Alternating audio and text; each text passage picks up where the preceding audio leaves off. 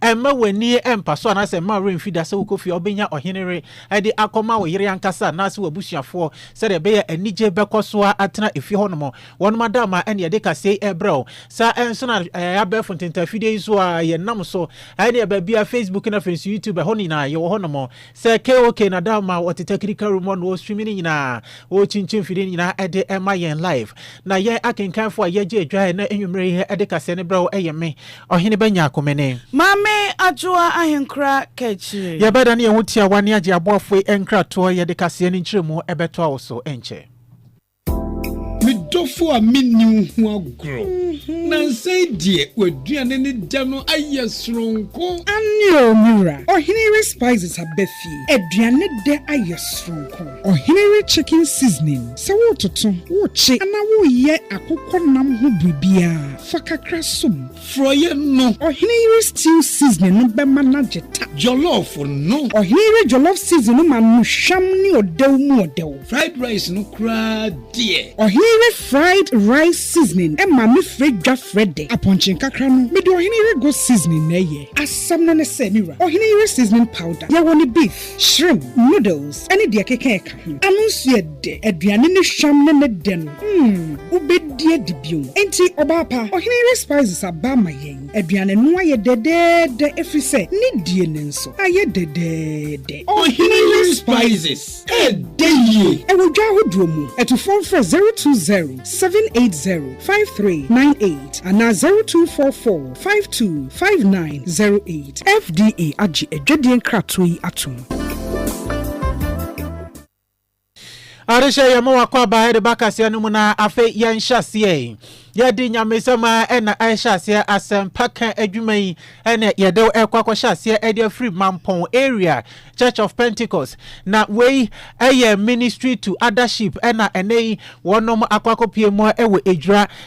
kase district wonom na wonom ya national coordinator edma ministry to othership anase othership ministry eye evangelist Abraham Adai Ajiman wano ena edi enimwa ene wonom ebo edura honomo na othership ministry wonom adwuma woye ene se wose sede yaka ewo trosem nimu ese wonyanku bi wo honom a wonom ni ban nim wonom wo ban na chi na wose wo nyina eba ban nim no eno eho anamo ene wonom etu obi wo honom a wo gidie ese nyame betiase nansu nyame no onim nyame ne se wonam Yesu so anase Yesu eso ene yefade konkwaje mu eyi nom ene sa afoforo a wonom enti eye othership ministry aba evangelist Abraham Adai Ajiman nene eni Othership ministry and evangelism ministry. Ejuma ba kuna na yinyina ye na yede atwe akra ama Awurade. Said Awurade kan ewo John chapter 10 verse 16. O say owo enwanku foforo a woni ban no mu na o say etwase ode womba. O say obetie nene na said be ya yinyina benya enwanku ba ko ene ogwanhwefo ba ko. Ti othership ministry no evangelism to ana ministry to people of other faith. Yenuano mo some fufrum normally as a church no yene won sabi won kwa sorry na won fa yesu so wurane wokraje kwa chenya miasema enye enhyeda anya den emaye no an se yitu anamo ana yekoye na yekoye a afi won a wode wo som fufrum no edru won so a won na ese yeja won if you say won wo som fufrum say othership ministry is the anti-campaign for the abanese say ye be hyeda pa na won a wo som fufrum a wafate enjina Yesu so wan wo som foforo mu a won gintum se Yesu nkuto na ma nkwa no se ye no won kye asempa no se de be ya wode wo gidie be ba be hye Yesu mu na wo hu se Yesu nkuto na ufa no so wura no kraje nkwa odo mo ne be kyew na ubenya oda nkwa eno evangelist Abraham Adai Ajiman wono ene national coordinator edma ministry to othership na apostle Kobna asare area head edema asante mampon na sa dwumade wono nso ewase na wo kire se no kwasem gidie mapade ebi wo honomo se ye fa man ye betimi afa sankrofo ede aka ho ewo entity a wode omanfo afam na che se we no eye asempaka ekuo no eye evangelism and nothing so leadership ministry on my adwuma no ese nanso ase ensusuro kakra dem na ogidie mapase betimi afa sa omanfo anase etimi age omanfo yi so aka Kristo enwanku na eho yen focus no ne yen botan de tiri se yebenya nipa na ama Yesu eno ne yen botan kese fa enti enkransha de be hye obia se obia hye ne nkra no obia hye ne odin na yen focus on the gospel message and yen already Christo Yesu any other thing apart from the gospel about Christ no emfa mo obia ma enti dwumadi na nkasa se de ne sumatie no asempa ka dwumadi na nkasa na eye yen already Christo Yesu obewu ma ye na ode oje ebreye enti megiri se ncheche na ye de ama asafoma na wo kwa bonten na wo hwe awokeka wodi age asewna ekire se awurade beka wo ho na onya akra amawurade menyin ni na mehunu se obia betimi entice obia with any material thing and it is not part of us as a church say obitimi disika edadaye we apostle Kwabena Azaria wono area head hedema asante mampon na district pastor wono worker say Church of Pentecost no wasan national executive member edema ministry to leadership leadership ministry pastor Luke say nemen wono so edibi epi so ema nature ye ono ankasa ne potemu awo na afin se de hon motie ema na ekire se ewo se yekọ na ogidie mapa se yebetimi age omanfo so aba Kristo enwanko no emu 80% of Mampong area nti districts ne do na nkurase ne abiabia settlers nti oba ejura zone have for 82 leadership for no ene dose wa ha omodos no enso ho wokọ villages ne nyina settlers rimfo na atukotena fo kwana egu ha nti ama ahamom asase a ye dwuma no mo nti vision a eda yen area head so apostle Kwabena Asare ene se yede yenam gospel no mu ebetwe for naba enye no nko a ye besan so enam adoye so na last time ye health medical screening wo kase na medical screening na ye ne MPWD for bom ye no other ship for no bi so dodo na so baabi ebenya ahomfa so nti ye nam sa kwan so yetumi ebo nipa 34 su ma ebi munya sunsun konkwa so bo ebi munya yaresa na nti one of the vision ye pesu na ye bompa se ye be bom monden se ekura bia omunya nwura ho sa som no other ship for som no enye nwura ho no ye boy ho modern pass ye de Kristo som no ebekọ ho we district pastor edema kasei I no esha sante mampon ase wasan so ye national executive member edema leadership ministry pastor Luke say nemen Nairi mamprugu hene na wane na tina nkonya aba Jubilee House abesra mampanyin John Dramani Mahama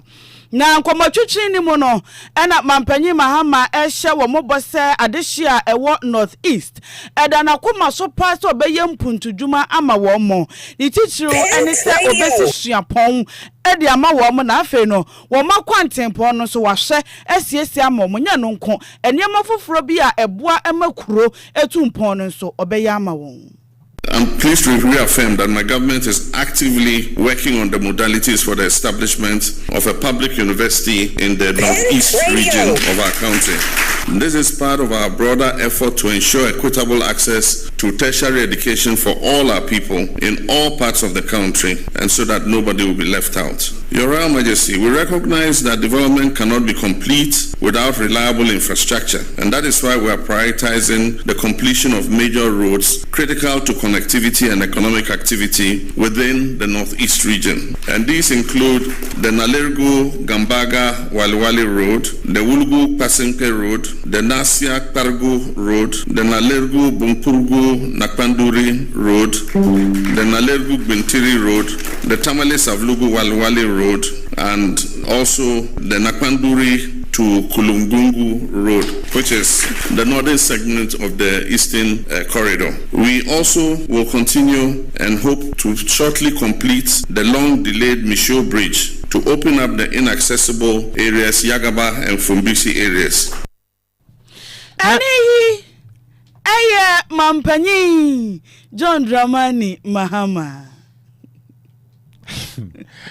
Ayo yonko de yentwaso. Arisha medu bo rema ne yakwa kopiem ewo soafo no na hwe amano ne ensam eso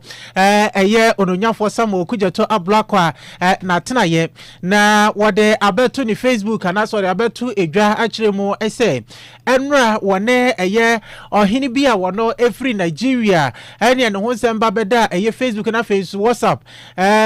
esu bebre na chese eze awono every eye Nigeria wasi eze chukwudi Jude ihenetu papa wane ne edi enhyiamu na essence Ghana fo binom anase Ghana fo yenyina ye ni eku yensa ase ho na fensu ya hensem ye mpanifo ne yakandifo de yetutu won mase na ye ba be hu video bi a kyerese papa ise oba besi eye ahinkro ewo omai Ghana mu ana kyerese no no efri enkran wo fa kwa no so awukọ eye manfe pepo no so kakra o si asase be 60 acres wagiri nyina oba besi hotel oba besi school oba besi bebre na Ghana fo si ne etia no mo ama sebe Nigeria fo ba beje ye man aboso aba beso mahinkro aba beje chese enti asem no eba be deja na no ena ononyafo samo kuja to ablakwa chese enra enwoto nsa edefre eye chukwudi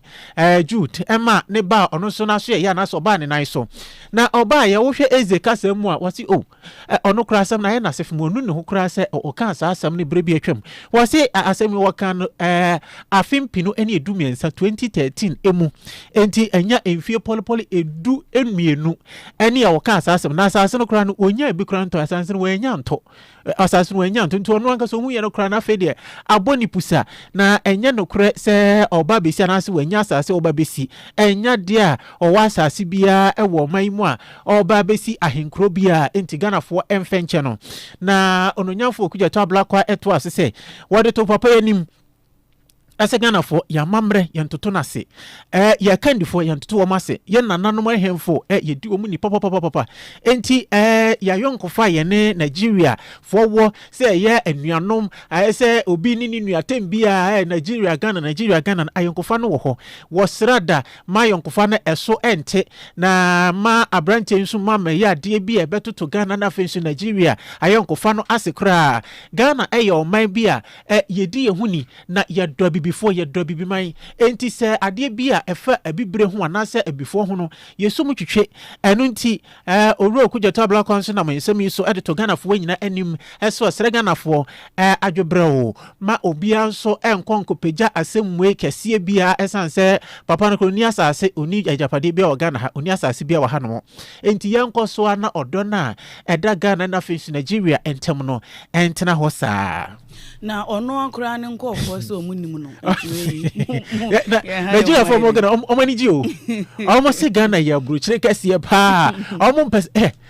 madam fo be hu say papa ba be ni apam Ghana for ne apam ye kwa ya apam Nigeria for ye kwa ye ni ba bia akọ ja omo kura so omunim no Ghana for ye sere mo we also onu ni ajapade bia asase no one plot ko nya bi nto enti wasere ko kan ye dey Dr. Edward Omane Boama Defense Minister na wabo asrafo kokko de abo wo mo ne se ene obehwe na obi akofo se ni wose bebo me ho ban emra emma ne ho kwan wose sa ne ye na ekoso no enye asra dwuma kuo no wose ye ma discipline ye ma chese emu do ne emu pi na obuo ne ani die ewo mu etenye ne se wote ho na obi aba hu nipa kro o se me de na me ye nipa asomasi so another issue that I want to touch on has to do with discipline. And as I mentioned yesterday at the all-round Deba for 1 and 5 garrisons at Deba Camp, we expect a very high degree of discipline and professionalism from the Ghana Armed Forces. And that we cannot compromise. Pent Radio. This discipline also means not providing guard duties for individuals who are not permitted. Not providing guard duties for individuals who are not permitted.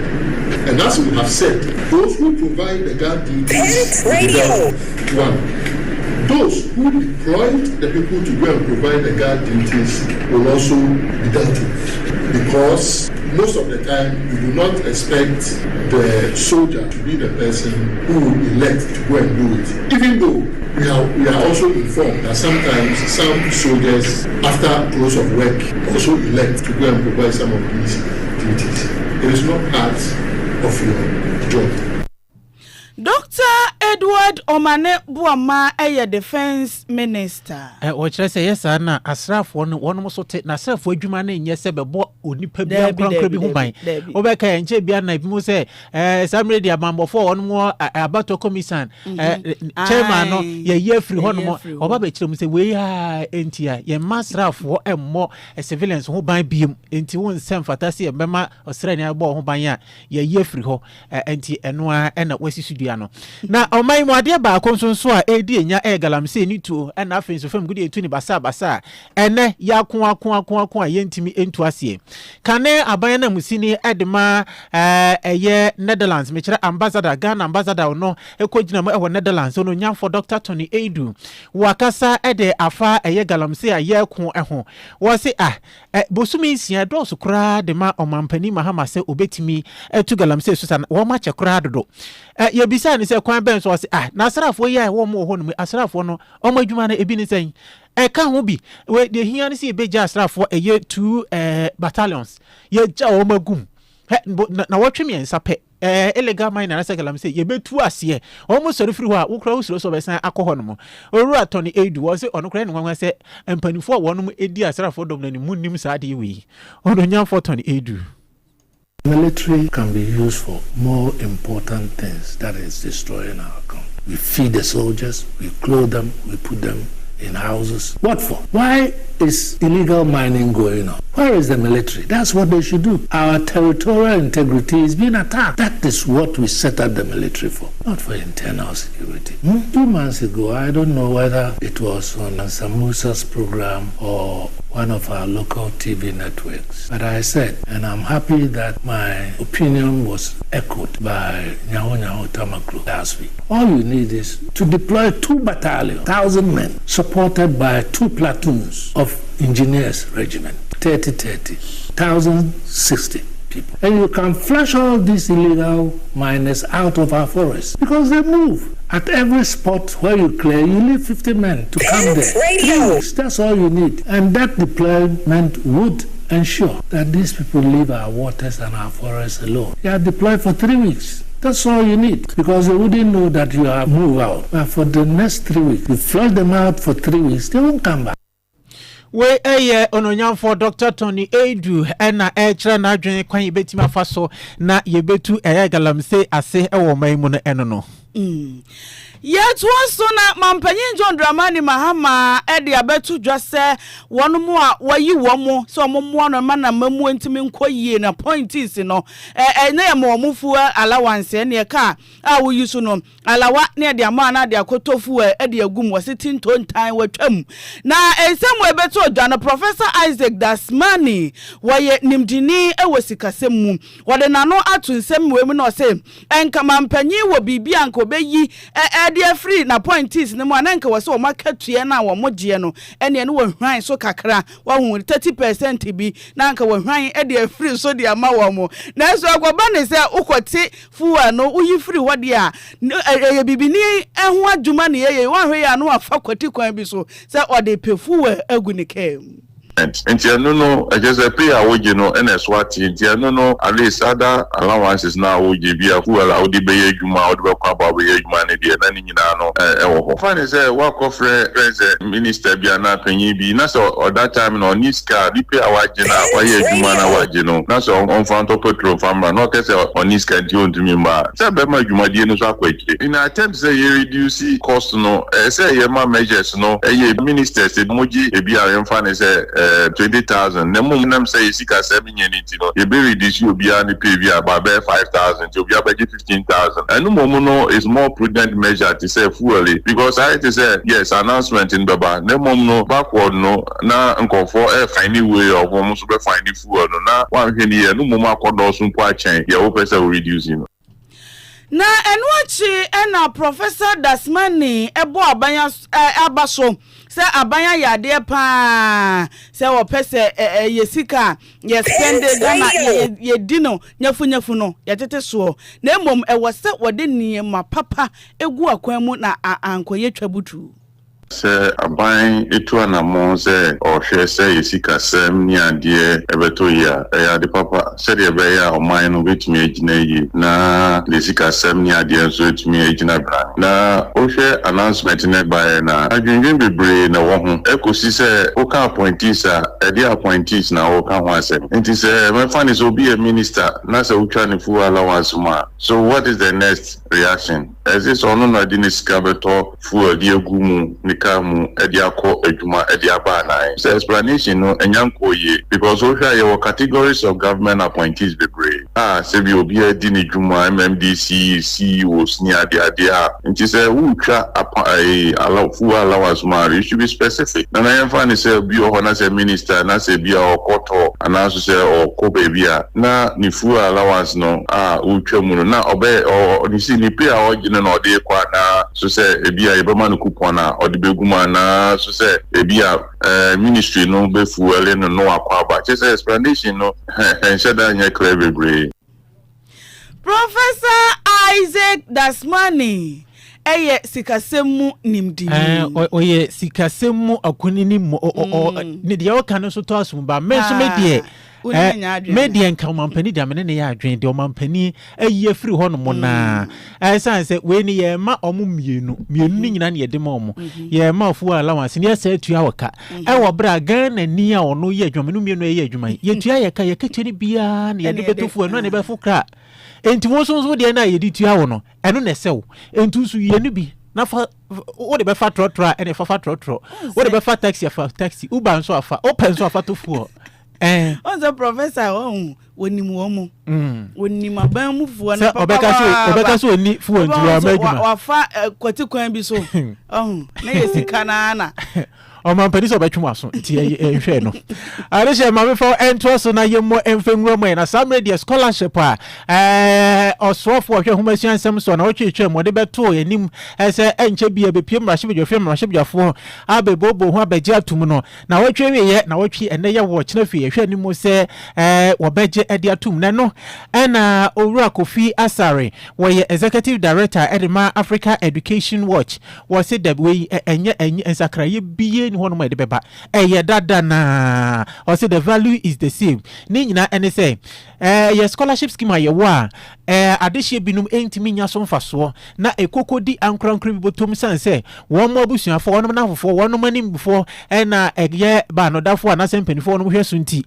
na scholarship ye tabria na ye de ama ankrankra bi wo so we ensesa enka de wo so wo mo ye ne say ye timinya scholarship authority na ye gi tumi ni free wo mo nsam say wo mo na be kire nipa ye ma na scholarship ni emfe no masuapon no nke no beboa we eye Owura Kofi Asare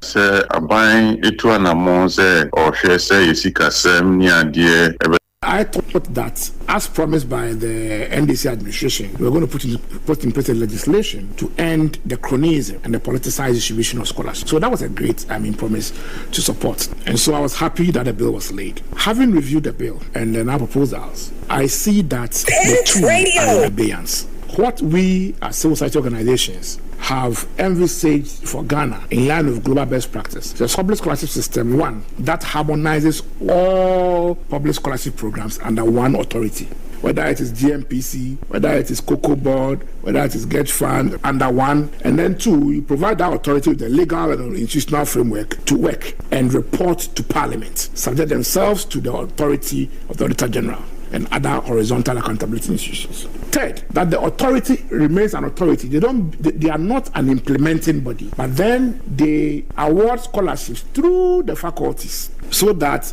the merit-based system is led by the universities, our tertiary institutions, or the faculties, and we will call them that way. In that case, the authority is now a regulatory body responsible for ensuring that in line with standards, guidelines established by the authority and its board, our faculties are conforming in distributing or in awarding scholarships. So they ensure that there's quality assurance, there is compliance. That is the global best practice. If you want to go to Harvard, if you want to go to any university in the UK, you apply for scholarships in the school. You don't apply for scholarship to a scholarship authority. But there's an authority that ensures that the scholarship administration is in line with law and regulation.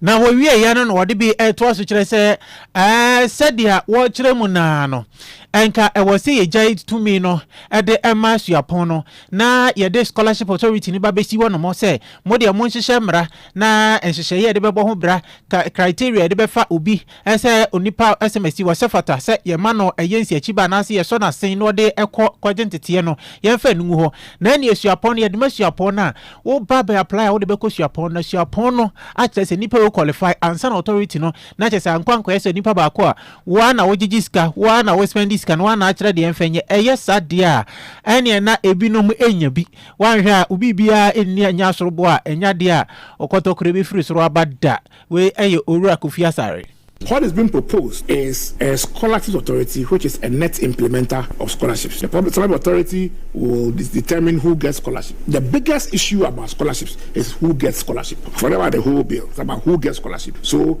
the biggest issue is who determines who gets scholarship. And this bill is simply saying that it is the same executive that is determining same will do same under this bill, because there will be a board comprising ministers, the executive. I think there's only one from industry. The rest are primarily the executive and their representatives. And then they will do the application review and then determine beneficiaries. The board still the executive. So you don't even see tertiary institutions in there. Now, when this happens, you still have the executive, the Minister of Foreign Affairs is there, Attorney General is there, the Education Minister is there. It will be the same, because the executive are leading either directly or indirectly by appointing those who are responsible for determining beneficiaries. If we want to promote a merit-based scholarship administration system and regime, it starts with decoupling the executive, the political class, from the decisions that go into determining who benefits. It is global best practice that the public's money in Ghana would primarily be used to finance scholarship for Ghanaians in Ghanaian universities. And so it is rare, and it's normally an exception, that a Ghanaian will be awarded scholarship funded from the taxpayer to